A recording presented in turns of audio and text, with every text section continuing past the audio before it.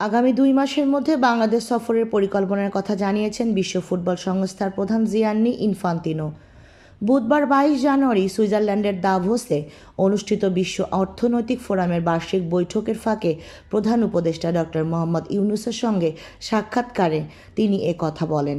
Infantino carbon নিরপেক্ষ ক্রীড়া বাস্তবায়নে ডক্টর ইউনূসের ধারণার প্রশংসা করে বলেন, দক্ষিণ এশিয়ায় ফুটবলের উন্নয়নে ফিফা সহায়তা করবে। তিনি বলেন, আগামী 2 মাসের মধ্যে বাংলাদেশ সফর করতে চাই। প্রধান উপদেষ্টার আহ্বানে সাড়া দিয়ে ইনফান্তিনো বলেন, বাংলাদেশের নারী ফুটবল খেলোয়াড়দের জন্য ডরমিটরি ও অন্যান্য অবকাঠামো নির্মাণে ফিফা সহায়তা করতে চায়। ইনফান্তিনো আরও জানান, সৌদি আরবে নারীদের ফুটবলেও ফিফা সহায়তা করবে এবং সেখানকার প্রবাসী বাংলাদেশিরাও এ উদ্যোগ থেকে উপকৃত হবেন। যুব উৎসব চলাকালীন বাংলাদেশ সফরের আমন্ত্রণ পেলেও আসতে না পারার জন্য তিনি দুঃখ প্রকাশ করেন।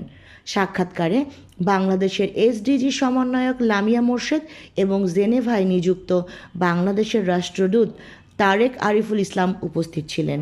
সাবিনা শাহরিন, তরঙ্গ টিভি।